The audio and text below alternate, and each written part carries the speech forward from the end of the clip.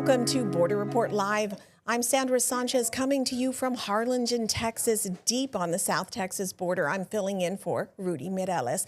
Later in the show, our Southern California correspondent Salvador Rivera will be talking with Pablo Manriquez. We've had him on before. He's with Migrant Insider.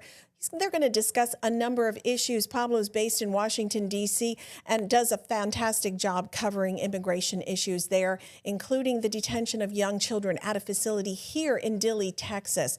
But first, some headlines. The Supreme Court has struck down President Donald Trump's sweeping tariffs, handing him a significant loss on an issue crucial to his economic agenda. The court says the president does not have the power to enact tariffs, leaving that up to Congress. Our Washington, D.C. correspondent Trevor Shirley has the latest on the president's defeat.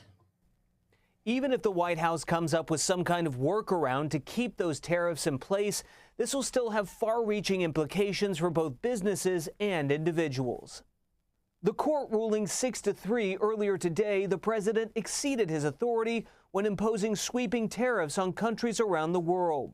The president justified his authority to set tariffs under the International Economic Emergency Powers Act, arguing the U.S. was facing an economic emergency, as he claimed other countries were trying to take advantage of the U.S.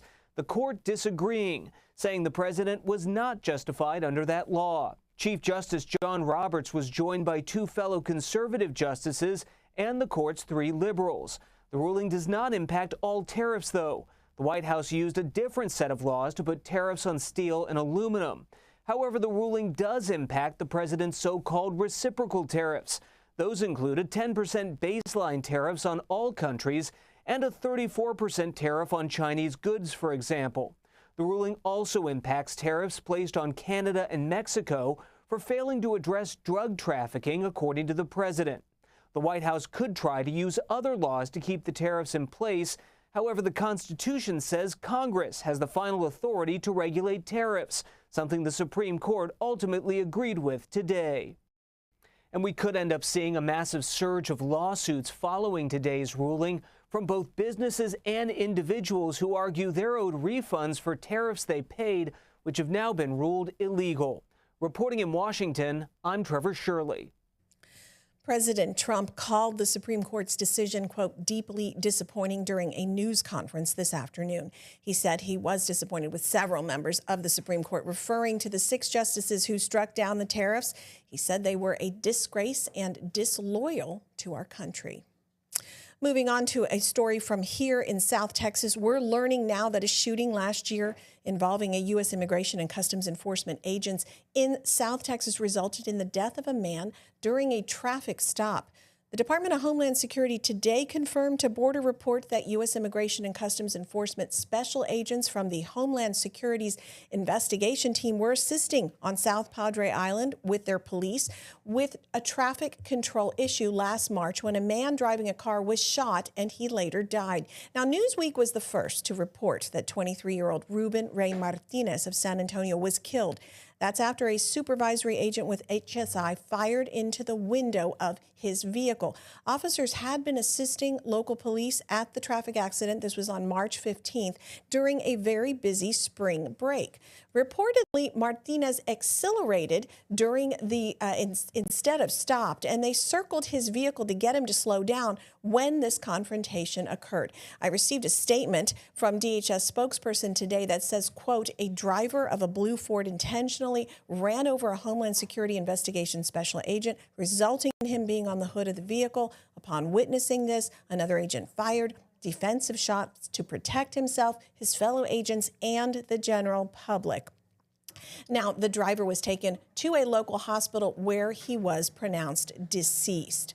The spokesperson said the agent who was struck sustained a knee injury and was also taken to a local hospital.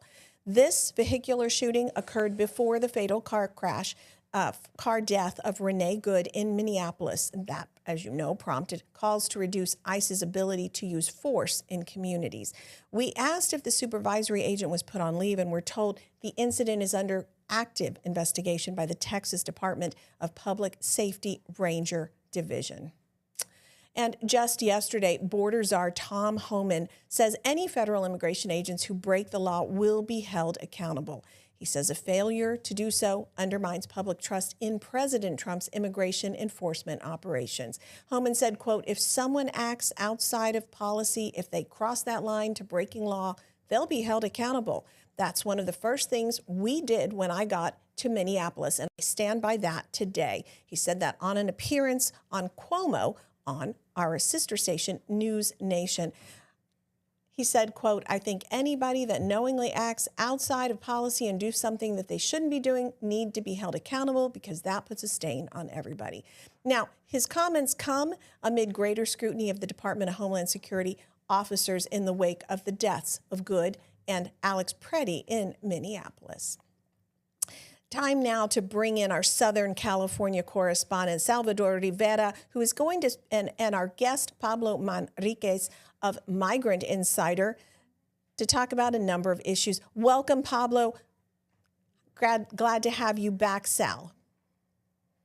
Thank you, Sandra, and I'm looking forward to this conversation very much. As always, Pablo Manriquez, migrantinsider.com, great information. So he's going to tell us a lot about what's going on in Washington these days. I want to start off, Pablo, with the big news of this week. Right now, the Supreme Court pushes back on President Trump's tariffs. Looks like the court is, at least for now, acting independently of whatever Mr. Trump wants.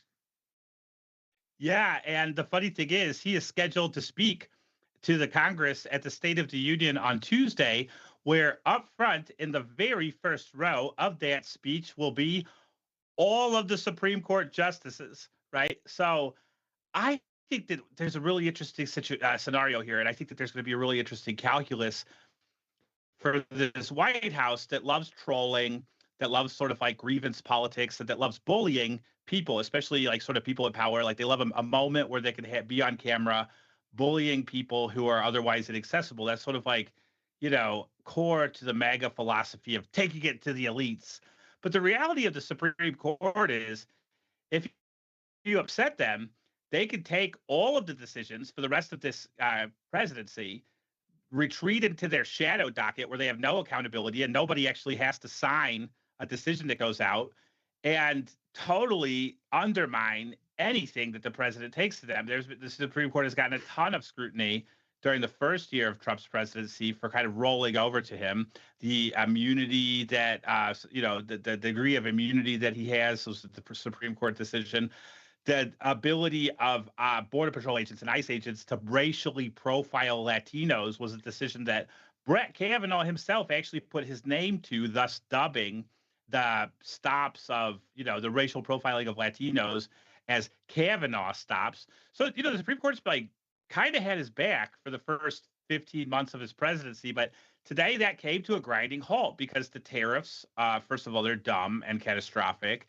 And they were never based in any sound, economic theory or anything like that that would help the country. They were sold on a lie that foreign governments and foreign companies pay tariffs so that America can be great. And all that's happened since that is prices have gone up because the American consumer actually pays for those tariffs. So the Supreme Court, I don't know why they struck them down. I'm not a lawyer. I don't understand the legalese behind it, but I do understand the politics.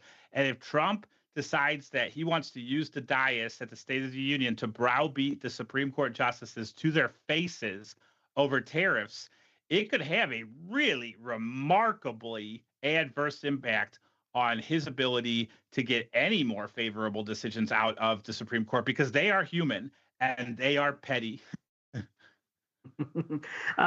You mentioned Supreme Court being at the State of the Union next week. How many empty seats do you foresee there? But before you answer that question, why don't we go back to Sandra? I think she's going to toss us to a break. Yeah, and then we'll come back with that conversation. And as you know, the State of the Union is Tuesday night, and the head of the Border Patrol Council is an invited guest who will also be in the House, as we know. We're going to continue our conversation with Pablo Manriquez and Salvador Rivera in 2 minutes. We're just going to take a quick commercial break.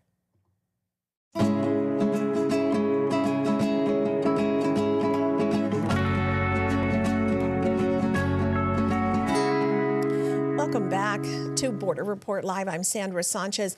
Joining me today is our Southern California correspondent, Salvador Rivera, who is interviewing Pablo Manriquez of Migrant Insider. We were talking about the State of the Union. Let's bring these guys in and take it away. Well, Pablo, you foresee many empty seats of the State of the Union on Tuesday. I don't, because the Democrats there are a lot of Democrats who are saying they're just going to ditch. They're not going to show up. They're boycotting the State of the Union.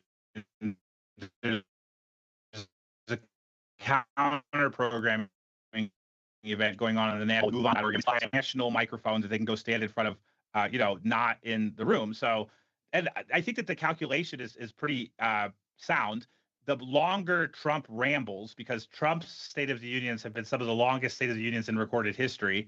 He never, he goes off the teleprompter, he rambles incoherently, and audiences get bored. Like TV audiences, after a while, like it's supposed to be an hour speech, and when you're at an hour and 28 minutes, I think that the calculation of having a counter programming event that's live on the mall could get a lot of views, especially if they have Democrats that are there just with more compelling messages and that are more coherent at the microphone.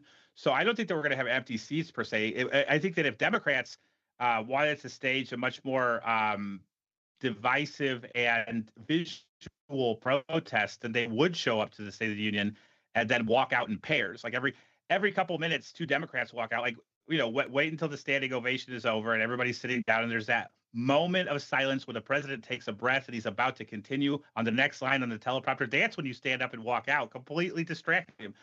But the Democratic Party in their opposition to Trump has not been particularly aggressive, assertive, or visible or organized. So instead, I haven't heard of any effort to do anything actually in the chamber itself. Instead, the idea is, let's get a bunch of us online and we will tweet and carry on. And hopefully the president's speech is as disjointed as it has been in the previous 5 State of the Unions that he's done. And people will just say, well, we don't want to watch this anymore. This is really boring. And he just repeated the same thing for the 5th time. Let's turn on that other show, and maybe something's going on there. So it's a calculation. I will be very curious to know what type of audience numbers the counter programming gets. And I will also be very curious to know guys like, Congressman Daniels last year, who walked out of the State of the Union famously at the very beginning. He has a cane. He got up, he kind of shook it at President Trump and exited in full fanfare. I'll be curious to know if he plans on doing the same thing, because I don't think that the Democrats are doing anything like any counter programming as a coordinated effort. I think that there are a couple of dozen who are going to go to this event on the mall, right? There may be a couple who are planning on walking out. There maybe are a couple who are going to very sneakily reach into their pocket and unfold a piece of paper that says like fascist or something like that on it, so that it gets the cameras. You know what I mean? Like that is what I would expect. But it's not going to distract the president from making his speech. The Trump State of the Unions are always rife with surprises. Like you might recall Rush Limbaugh and the previous presidents, sitting up there in the upper deck with Melania, and the president turns to Rush Limbaugh, and Melania takes a Congressional Medal of Freedom out of her pocket and puts it around his neck. The spectacle was fantastic, even though the recipient of the Congressional Medal of Freedom was Rush Limbaugh, who was an awful person and kind of tainted the award for all time by receiving it.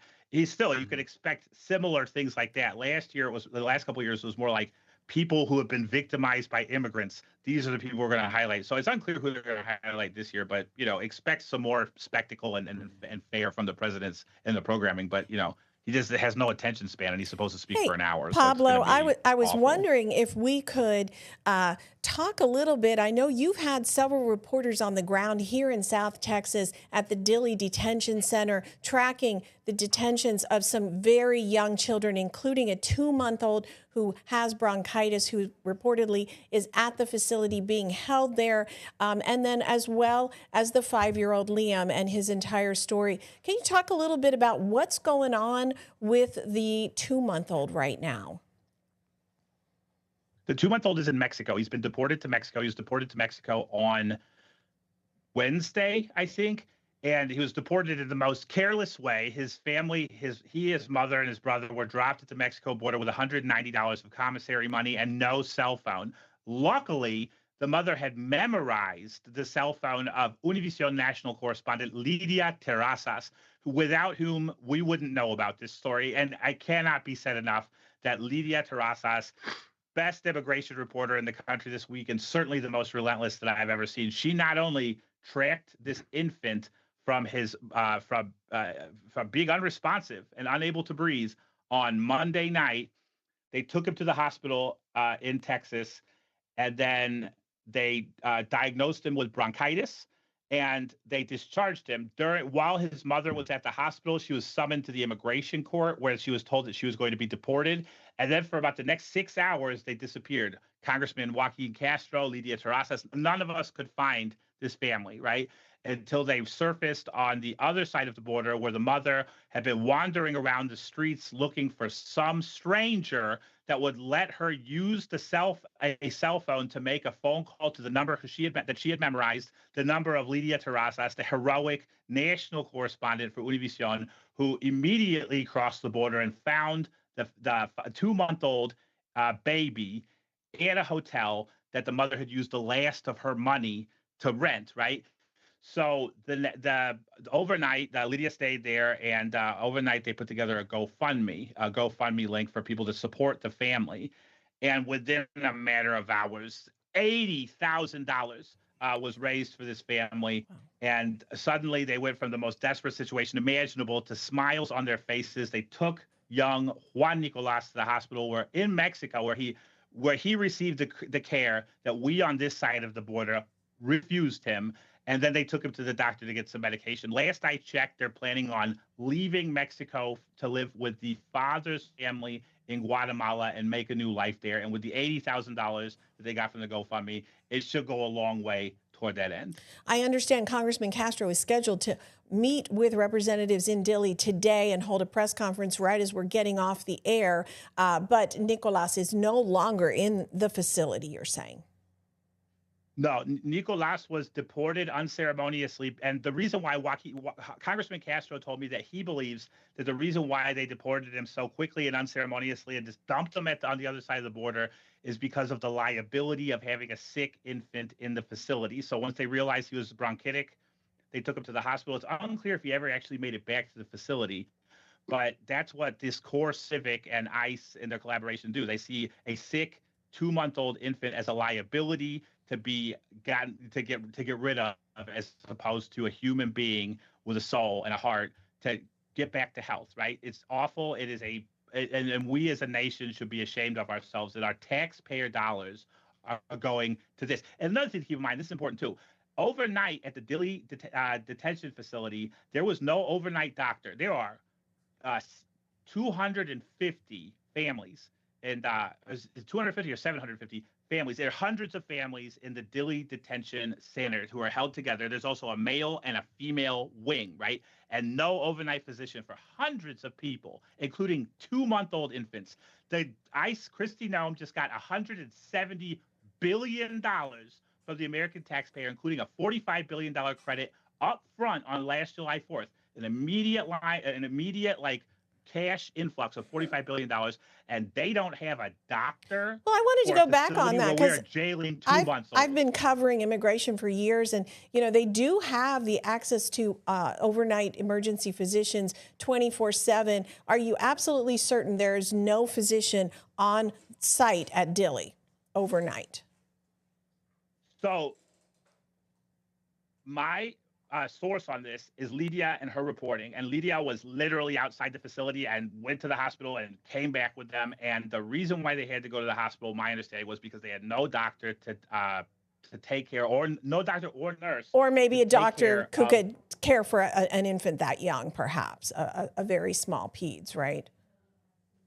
Well, if we as a society are going to imprison 2-month-old infants, then they need to have baby doctors on call. This child is innocent. He never did anything. He never broke any immigration law. And if Stephen Miller's cruelty and depravity is so deep that he needs to to make himself feel better, jail a 2-month-old infant than the $170 billion that the taxpayer gave him. They should have every possible health care option available for when that baby gets bronchitis or measles, which is another virus that's been outbreaking there, according to the Texas Tribune. Joaquin Castro said that 2 other viruses that have been going around the Dilley detention facility include tuberculosis and, I'm saying virus in a hyperbolic sense, but sexual assault too. Joaquin Castro has been sending letters to the Department of Justice about the sexual assaults that detainees inside this facility have been telling him about. He has been gathering the details and then letting the Department of Justice know, and the Department of Justice is literally sitting on them, according to Joaquin Castro, and not doing anything about it. I know. Well, Sandra, I would like to say something about this. I've spoken with people, detainees who have left one of the ICE facilities, probably run facilities by CoreCivic, and they told me at night there is medical staff, but not necessarily doctors or specialists of any kind. These are people who can take your temperature, blood pressure, give you some aspirin. But as far as an MD, someone who can make medical decisions, there really isn't anybody on staff overnight. And again, this is what I've heard from detainees as they leave the facilities, especially the one here in Otay Mesa, the Otay Mesa Detention Center, which is run by CoreCivic, a private company working for ICE. Right. Also, the Dilley detention facility is where young 5-year-old Liam was held, and we know that he was finally returned to Minneapolis, and it was Congressman Castro came down and helped to kind of make that happen. And I know that, Pablo, you were covering that very closely. And Migrant Insider, we can find all the reports on your Substack, and you also produce many videos. We appreciate you being with us today. Thank you. Thank you so much for having me. I love being on your show, and I really appreciate it. Thank you again. It's always an honor. Thank you. Border Report will be right back. We're going to just take a quick commercial break. Stay with us.